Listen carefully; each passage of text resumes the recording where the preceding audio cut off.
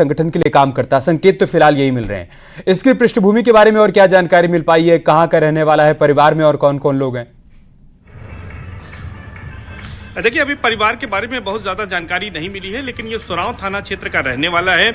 इसके बारे में और जानकारी जुटाई जा रही है और इसका क्या कनेक्शन है, क्योंकि जिस तरह का वीडियो सामने आया है उसको देखने के बाद पुलिस के आला अधिकारी भी चिंतित है और वो इस मामले में इसके कनेक्शन को जांचने की कोशिश कर रहे हैं कि क्या किसी ये आतंकवादी संगठन जैसा कि नाम सामने आ रहा है उससे किस तरह से जुड़ा था, कब से जुड़ा था। ये तमाम बातें अब छानबीन की जा रही है और सबसे बड़ी बात है कि कुछ लोगों द्वारा ये भी कहा जा रहा है कि उसकी मानसिक स्थिति सही नहीं है, लेकिन बड़ा सवाल ये उठता है कि अगर उसकी मानसिक स्थिति सही नहीं है तो क्या वो बीटेक का छात्र कैसे हो सकता है, ये बड़ा सवाल है। क्योंकि इस दावे में दम नजर नहीं आ रहा है, लेकिन पुलिस के जो आला अधिकारी हैं इस मामले में जांच कर रहे हैं। इसके साथ साथ जो दूसरी एजेंसियां हैं वो भी इस मामले में अब सक्रिय हो गई हैं। इस वीडियो के सामने आने के बाद इसके आतंकी कनेक्शन को खंगालने की कोशिश की जा रही है। उसके परिजनों से भी पूछताछ की जाएगी और भी जो उसके दोस्त हैं जो क्लास में उसके साथ पढ़ते थे उसके बिहेवियर को लेकर पुलिस के आला अधिकारी पूछताछ करेंगे, उसके इंस्टीट्यूशन में पूछताछ करेंगे, उसके एकेडमिक के रिकॉर्ड को देखा जाएगा और कहां कहां उसकी संलिप्तता थी। और इसके साथ साथ उसका जो फोन बरामद हुआ है उस फोन से भी काफी कुछ डिटेल पुलिस को मिलेगी, जांच में मदद मिलेगी कि आखिर वो किन के संपर्क में था, किनसे बातचीत, उसके कॉल डिटेल से भी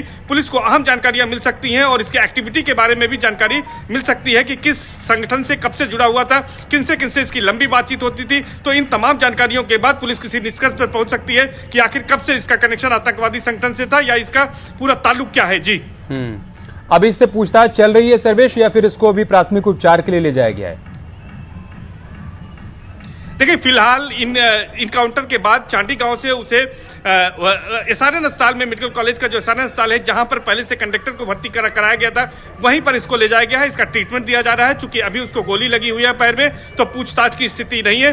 लेकिन जिस तरह की बात सामने आई है, जो ये 1 मिनट 28 सेकंड का वीडियो आया है जिसमें कि वो धार्मिक नारेबाजी कर रहा है और तमाम तरह से बातें कह रहा है, उसको देखने के बाद आतंकवादी संगठन का नाम आ गया है। इसके बाद पुलिस की जांच एजेंसियां सक्रिय हो गई हैं। जो खुफिया एजेंसियां हैं वो इस मामले में ज्यादा पूछताछ करेगी। जैसे ही इसकी स्थिति ठीक होती है इससे भी पूछताछ की जाएगी। इसके परिजनों, जैसा मैंने आपको बताया कि इसके इंस्टीट्यूशन जो इंजीनियरिंग कॉलेज है उसके दोस्तों से, उसके टीचर से, तमाम लोगों से भी इसमें छानबीन की जाएगी। और सबसे बड़ी बात है कि इसका जो मोबाइल बरामद हुआ है उस मोबाइल के कॉल डिटेल से तमाम राज खुल सकते हैं कि किनके संपर्क में था, किनसे बात होती थी। जब कॉल डिटेल निकाली जाएगी तो उससे निश्चित तौर पर पता लगेगा किनसे बातचीत होती थी। उन नंबरों के आधार पर अपनी जांच को पुलिस आगे बढ़ाएगी। और सबसे बड़ी बात है कि इसका जो आतंकी कनेक्शन सामने आ रहा है उसके बारे में भी और जानकारियां इसमें हासिल करने की कोशिश की जा रही है। जी ठीक है सर्वेश, आप बने रहे हमारे साथ। एक बार पूरी खबर के बारे में दर्शकों को फिर से बता देते हैं और साथ ही साथ इसका ऑडियो भी सुना देंगे, उसके बाद में फिर से आपके पास आऊंगा। प्रयागराज से बड़ी खबर है, यहां पर बस कंडक्टर हरकेश पर हमला हुआ और जिस शख्स ने हमला किया मुठभेड़ के बाद उसको गिरफ्तार कर लिया गया, जिसको आप तस्वीरों में इस वक्त देख पा रहे हैं। जिहादी नारा लगाने वाला यह शख्स इंजीनियरिंग कॉलेज में बीटेक का छात्र है। इसका नाम लारिब हाशमी बताया जा रहा है और इलेक्ट्रिक सिटी बस के कंडक्टर पर इसने चौपट से हमला किया था, जानलेवा हमला किया था। जिसके बाद कंडक्टर को गंभीर हालत में स्वरूप रानी नेहरू चिकित्सालय में भर्ती कराया गया है, वहां उसका इलाज चल रहा है। और हमला करने के बाद छात्र हाथ में चौपट लहराते हुए वहां से भाग निकला, जो आप इस वक्त तस्वीर में देख पा रहे हैं। साथ ही एक वीडियो भी उसने बनाया जिसमें उसने धार्मिक नारा लगाया और आतंकी संगठन तहरीके लब्बैक का नारा उसने लगाया उस वीडियो में। फिलहाल आरोपी को मुठभेड़ के बाद गिरफ्तार किया गया, वो भी घायल है, उसको भी प्राथमिक उपचार के लिए ले जाया गया है। उसके कनेक्शन के बारे में पता लगाया जा रहा है, लेकिन जैसा कि हमारे सहयोगी सर्वेश बता रहे हैं कि वो सुरांव का रहने वाला है। प्रयागराज में सुरांव तहसील है, वहां का वो रहने वाला है और यूनाइटेड इंजीनियरिंग कॉलेज में वो पढ़ाई कर रहा है। अभी शुरुआती तौर पर उसके बारे में यही जानकारी मिल पाई है। एक बार सुन लेते हैं कि इस वीडियो में वो कह क्या रहा है। एक उस दुश्मन इस्लाम जो मुसलमानों को गाली दे रहा था, ऐसे देख खालिद बिन वलीद रज़ियल्लाहु तआला अन्हु की बरकत से इंशाअल्लाह वो बचेगा नहीं, इंशाअल्लाह वो मरेगा। और यहाँ से फ्रांस तक, पूरी दुनिया तक ये गरीब नवाज की तरफ पैगाम दे रहा है जिसने हुजूर के खिलाफ बात की है। लब्बैक या रसूल अल्लाह, हम जिएंगे आपके लिए, मरेंगे आपके लिए इंशाअल्लाह। हमारे दिनों पर राज सिर्फ मुस्तफ़ा जानी रहमत का चलता है, इंशाअल्लाह अंतरीम मारेंगे। लब्बैक लब्बैक लब्बैक या रसूल अल्लाह सल्लल्लाहु अलैहि वसल्लम। ऐ मुसलमानों, अपनी जान माल इज़्ज़त व आबरू हुजूर के लिए कुर्बान कर दो।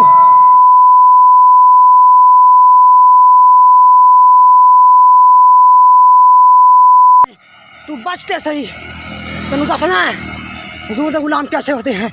या खादिम हुसैन रज़वी, आपने फरमाया था अल्लाह की राह में निकलो फरिश्ते आएंगे। में दी मदद फरमाओ।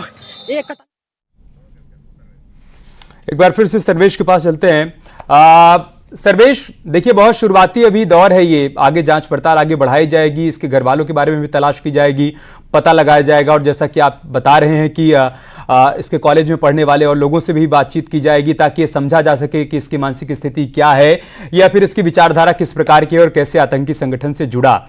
लेकिन क्या ये पता चल पाया क्या कि ये हर रोज इसी बस से उसी रूट पर ट्रेवल किया करता था और पहले भी कंडक्टर से, जैसा कि आप बता रहे हैं कि कोई इसकी अदावत चल रही थी? क्योंकि ये उस वीडियो में ये भी कह रहा है कि कंडक्टर ने जो कुछ कहा शायद वो उसको अच्छा नहीं लगा और उसके बाद कहासुनी हुई और उसके बाद इसने कंडक्टर पर हमला किया।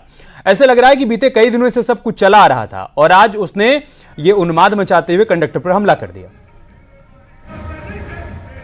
देखिए, निश्चित तौर पर ये सुराव थाना क्षेत्र के हाजीगंज का रहने वाला है और अक्सर ही ये इलेक्ट्रिक सिटी बस से वो इन्वाइटेड इंजीनियरिंग कॉलेज जाया करता था। और इसके पहले भी मेरी जो पुलिस अधिकारियों से बात हुई, उन्होंने बताया है कि कंडक्टर को ये पैसा नहीं देना चाहता था, रुपए को 20-30 रुपए को लेकर विवाद था। वो चाहता था कि टिकट लेकर जाए, लेकिन ये चाहता था कि स्टूडेंट के नाम पर इसे फ्री भी ले जाया जाए या कम पैसे दिए जाए। तो चूंकि कंडक्टर की बाध्यता थी कि वो सरकारी बस है और बिना टिकट के वो नहीं ले जा सकता था, उसने अपने मजबूरी का हवाला दिया, लेकिन उसके बावजूद इसने उससे झगड़ा किया था। और ये दूसरी बार था कि ये चापड़ से लेकर पूरी तैयारी में आया था और आज फिर किराए को लेकर जब कहासुनी हुई उसके बाद उसने हमला कर दिया। लेकिन जो वीडियो आप देख रहे हैं साफ तौर पर अमित, उसको देखकर यह अंदाजा लगाया जा सकता है कि एक जो टेक्निकल एजुकेशन का छात्र होगा, जो बीटेक का छात्र होगा, उसकी मानसिकता पढ़ाई की होगी, लेकिन जिस तरह से उसका ब्रेन वॉश किया हुआ लग रहा है और जिस तरह की वो बातें कह रहा है, उससे साफ तौर पर यह जाहिर हो रहा है कि वो कहीं न कहीं उसका ब्रेन वॉश किया गया है और वो किसी न किसी ऐसे धार्मिक संगठन से, चूंकि वो उन्मादी भाषण दे रहा है, जो बातें कह रहा है वो चिंता का विषय है, वो सोचने के विषय है। पुलिस की एजेंसियों को भी इसमें जांच करना होगा कि आखिर वो कब से किन लोगों के संपर्क था जिसकी वजह से वो इस तरह से उसमें आक्रोश था और उसके बाद उसने इस घटना को अंजाम दिया। चूंकि पूरा मामला यह धार्मिक लग रहा है, आतंकवादी संगठन से जुड़ा हुआ लग रहा है, तो जांच एजेंसियों के लिए अब ये बड़ी चुनौती है कि वो किस तरह से इस मामले को वर्कआउट करती हैं। हालांकि जो लोग यह कह रहे हैं कि उसकी मानसिक स्थिति नहीं ठीक है, उनको ये सोचना होगा कि आखिर वो बीटेक का छात्र था, वो पढ़ाई करता था, इंटरमीडिएट करने के बाद उसने बीटेक के प्रथम वर्ष में एडमिशन लिया था, तो उसकी मानसिक स्थिति अगर ठीक नहीं होती तो वो इंजीनियरिंग कॉलेज में कैसे एडमिशन पा जाता, ये बड़ा सवाल है। लेकिन सबसे बड़ी बात यही है कि इस वीडियो के आने के बाद अब जांच एजेंसियां सक्रिय हो गई हैं, जो खुफिया एजेंसियां हैं वो भी अलर्ट है और तमाम जगह से जहां उसके कनेक्शन है उनको खंगालने की कोशिश की जा रही है, परिजनों से बात की जा रही है। इसके साथ ही साथ जो इंस्टीट्यूशन है, जो इंजीनियरिंग कॉलेज है, वहां उसके दोस्तों, वहां टीचर और उसके बिहेवियर के बारे में पता किया जा रहा है कि आखिर इसके पीछे क्या वजह है। और सबसे बड़ी बात है कि जो उसका मोबाइल है उसको भी सर्विलांस पर लिया जाएगा, उसके कॉल डिटेल को खंगाली जाएगी और उससे किससे किससे बात करता था, किससे लंबी बात होती थी। इन तमाम सवालों के जवाब अब पुलिस तलाशने में जुट गई है और माना जा रहा है कि जल्दी ही पुलिस उसके तह तक पहुंचेगी और पूरे मामले का खुलासा होगा कि आखिर उसका कनेक्शन कब से था, किसके साथ वो जुड़ा हुआ है और क्यों उसने इस बड़ी वारदात को अंजाम दिया है। जी, और सवाल सिर्फ यहाँ जांच एजेंसियों के सामने नहीं है सर्वेश, सवाल यहाँ पर उस कॉलेज के सामने भी है जिसका जिक्र आप कर रहे हैं। यूनाइटेड कॉलेज एक नामी गिरामी कॉलेज है प्रयागराज का। अगर वहाँ पर इस मानसिकता के छात्र का एडमिशन हो रहा है और उसके बाद वो इस विचारधारा के साथ आगे बढ़ रहा है, किसी आतंकी संगठन के साथ वो जुड़ जा रहा है और कॉलेज को नहीं पता चल पा रहा है, तो मुझे लग रहा है कि एक सवाल यहाँ पर कॉलेज के सामने भी है कि वो एडमिशन के वक्त किसी भी छात्र की पृष्ठभूमि क्या है, या वो कहीं ऐसा तो नहीं कि किसी गैंग से जुड़ा हुआ है या किसी आतंकी संगठन से जुड़ा हुआ है, इसकी भी पड़ताल करे। सवाल ये भी है सर्वेश। देखिए, निश्चित तौर पर ये इंजीनियरिंग कॉलेज के जब टीचर से और उनके साथियों से जब बातचीत की जाएगी तो इस बात का खुलासा होगा कि आखिर इसका बिहेवियर क्या था इंजीनियरिंग कॉलेज में, क्या वो लोगों के साथ कैसा व्यवहार करता था, अपने दोस्तों के साथ उसका कैसा बिहेवियर था। इन तमाम सवालों के जवाब तलाशे जाएंगे, उसके बाद ही ये पता चलेगा कि आखिर उसका सामान्य व्यवहार रहता था इंजीनियरिंग कॉलेज में या फिर वहां पर भी वो अपने दोस्तों के साथ झगड़ा करता था या इसी तरह की प्रवृत्ति उसकी वहां पर दिखाई पड़ती थी। इन तमाम सवालों के जवाब पुलिस को तलाशने होंगे, इंस्टीट्यूशन भी इसमें अपनी बात को रखेगा। जब उसके दोस्तों से बात होगी तो निश्चित तौर पर पता चलेगा क्या उसकी गतिविधियों के बारे में उसकी जानकारी थी कि नहीं थी। इन तमाम सवालों के अभी जवाब आने बाकी हैं, लेकिन जो प्रथम दृष्टिया वीडियो में देखा जा रहा है, जिस तरह की वारदात की गई है, सबसे बड़ी बात वो एक आम छात्र नहीं कर सकता है। ये चिंता का विषय है समाज के लिए भी, पुलिस के लिए भी और उस कॉलेज के लिए भी कि एक इंजीनियरिंग का बीटेक प्रथम वर्ष का छात्र जिसकी उम्र 20 वर्ष है, वो एक कंडक्टर पर चापड़ से जानलेवा हमला कर देता है। ये अपने आप में गंभीर सवाल है। हाँ, एक चीज और मैं आपको बता दूं कि ये बताया जा रहा है कि पोल्ट्री फार्म में नई जानकारी आई है कि जो आरोपी छात्र है लारे भाषमी उसका पोल्ट्री फार्म है और उसके घर पर ही चापड़ था और वहीं से वो चापड़ लेकर आया था। एक नई जानकारी हम दर्शकों को दे दें कि उसके घर पर पोल्ट्री फार्म है और घर से ही चापड़ लेकर वो आया था और उसी से उसने हमला किया था। पुलिस को ये जानकारी मिली है, लेकिन अब आगे इसमें और भी जानकारियां जो है जो आतंकी संगठन से उसके कनेक्शन के बारे में है और अन्य चीजों को लेकर पुलिस जांच पड़ताल में जुट गई है।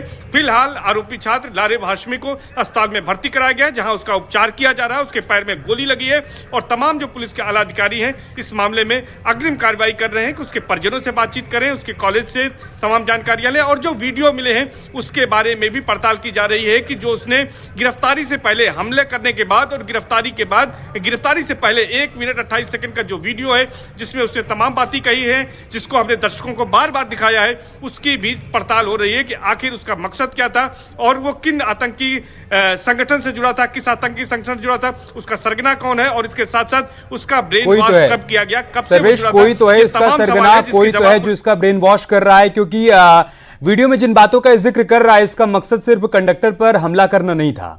ये जिस तरीके से कह रहा है कि वो मुसलमान को गाली दे रहा था, इसका मकसद ये था वहां पर सांप्रदायिक तनाव पैदा करना।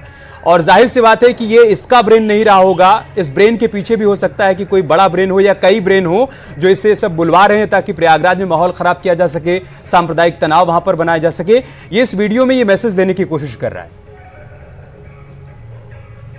देखिए, निश्चित तौर पर अमित, ये अपने आप में चिंता की बात है। जिस तरह की बातें इसमें कही गई हैं, जिस तरह के उन्मादी नारे लगाए गए हैं, वो अपने आप में चिंता का सबब है कि आखिर एक छात्र कैसे किसी पर हमला करे। जब सामान्य तौर पर किसी से वाद विवाद होता है, झगड़ा होता है, तो न तो इस तरह से कोई छात्र हमला कर देता है, हाथापाई हो सकती है, लेकिन जिस तरह का हमला किया गया है वो अपने आप में बड़ा सवाल है। और सबसे बड़ी बात है जिस तरह धार्मिक नारे लगाए गए हैं इस समय, ये बड़ी बात है कि किस तरह से ये लगाए गए। और 1 मिनट 28 सेकंड का जो वीडियो है, जो बार बार मैं कह रहा हूं कि इसमें जिस तरह की बातें कही गई हैं, जिस तरह से धार्मिक बातें कही गई हैं, और ये कहा गया है कि अब वो बचेगा नहीं इंशाल्लाह। और ये भी कहा उसने 8 सेकंड का जो वीडियो था कि जिहादी अभी जिंदा है। ये तमाम बातें इस ओर इशारा करते हैं कि कहीं न कहीं आरोपी छात्र लारे भाषमी का ब्रेन वॉश किया गया है। वो न केवल छात्र था बल्कि वो उसके पीछे दिमाग में कुछ और भी चल रहा था और इसी के तहत उसने इस वारदात को अंजाम दिया है। यानी कि वो किसी न किसी संगठन से ऐसे जुड़ा हुआ है जो कि विध्वंसकारी है, जिसकी मंशा सही नहीं है, और उसी से जुड़कर उसने इस तरह का कदम उठाया है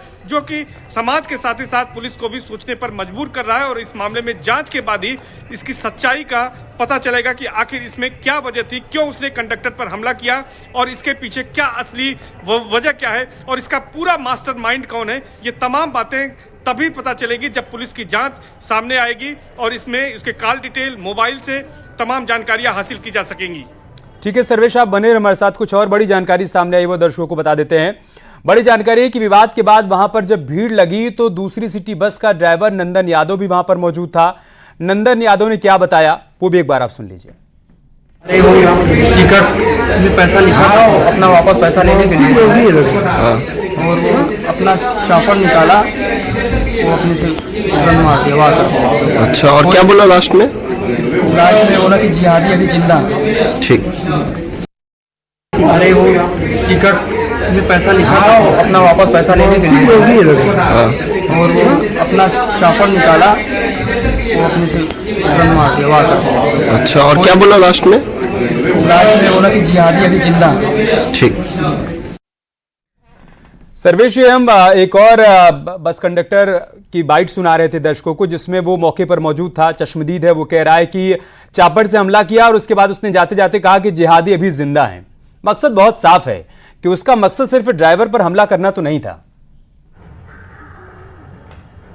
देखिए, निश्चित तौर पर नंदन यादव की बाइट जो है, जो कि बस दूसरे बस का कंडक्टर है, वो हमने भी सुनी और हमने अभी दर्शकों को भी दिखाई। वो निश्चित तौर पर जिस तरह की बातें वो कर रहा है, 8 सेकंड के वीडियो में मैं बार बार अमित वही कह रहा हूं कि उसने कहा कि जिहादी अभी जिंदा है। यानी कि ये काफी दिन से उसके मन में चल रहा था, चूंकि वो आतंकी संगठन से जुड़ा हुआ था, इसलिए उसने पूरी प्लानिंग के तहत इस वारदात को अंजाम दिया, क्योंकि आज वो निकला, हो सकता है कि कुछ दिन पहले उसका झगड़ा हुआ हो और लगातार वो चापड़ लेकर आ रहा हो और आज दोबारा वो कंडक्टर हरकेश विश्वकर्मा उसको टकरा गया और उसी बस में उसने सफर किया और उसके बाद उस पर हमला कर दिया। यानी कि उसके दिमाग में ये प्लानिंग हो सकता है कई दिन पहले से चल रही हो, और आज जब हरकेश विश्वकर्मा एक बार फिर से उस बस में सवार था और वो बस लेकर आ रहा था, उसी में ये छात्र, आरोपी छात्र चढ़ा और उसके बाद जब किराए को लेकर दोबारा उसकी बहस हुई, जैसा कि पहले भी हुई थी, तो उसने उस पर हमला कर दिया। और जिस तरह की बातें कही गई हैं वो अपने आप में चिंताजनक हैं, वो अपने आप में इस ओर इशारा करती हैं कि कहीं न कहीं इस आरोपी छात्र लारेब हाशमी का ब्रेन वॉश किया गया है और वो किसी न किसी ऐसे धार्मिक उन्मादी संगठन से जुड़ा हुआ है जो कि सौहार्द को बिगाड़ना चाहता है, जो कि माहौल को खराब करना चाहता है। और इसी बात की जांच अब पुलिस को करनी है, ये पता लगाना है कि आखिर वो संगठन से कब से जुड़ा था। वो आम छात्र नहीं हो सकता है अमित, कतई नहीं हो सकता है, क्योंकि आम छात्र पढ़ाई करने आता है, वो किसी तरह से चापड़ से किसी कंडक्टर पर हमला नहीं करेगा। और अगर किसी तरह की वाद विवाद होता है, झगड़ा होता है, तो वो किसी तरह का इस तरह का वीडियो वायरल नहीं करेगा। जब वो फरार हुआ, चांडी गांव से करीब घटनास्थल से 2.5 किलोमीटर दूर उसे गिरफ्तार किया गया। उस दौरान वो उसकी मानसिक स्थिति की कल्पना करिए कि वो हमला करने के बाद 1 मिनट 28 सेकंड का वीडियो भी बनाता है और जिसमें इस तरह की धार्मिक बातें कहता है और उसके बाद उसको वायरल किया जाता है। यानी कि सोची समझी तैयारी के साथ, रणनीति के साथ उसने इस वारदात को अंजाम दिया है। पुलिस को और जांच एजेंसियों को यह समझना। सही बात है। पुलिस और जांच एजेंसियों के सामने कई सवाल हैं और जांच आगे बढ़ेगी तो धीरे धीरे उन तमाम सवालों का जवाब मिलेगा और पता भी चलेगा कि ये इंजीनियरिंग कॉलेज में पढ़ाई कर रहा था, पढ़ाई करके आगे भारत के निर्माण के लिए या फिर भारत के विध्वंस के लिए, या फिर इसकी पृष्ठभूमि क्या है, और अगर किसी आतंकी संगठन से जुड़ा था तो उस आतंकी संगठन से कैसे जुड़ा, या फिर इसके पीछे और कौन कौन ब्रेन है। बहुत शुक्रिया आपका हमारे साथ जुड़ने के लिए, सर्विस और जानकारी हम तक पहुंचाने। छोटा सा ब्रेक, बहुत जल्द होगी वापसी।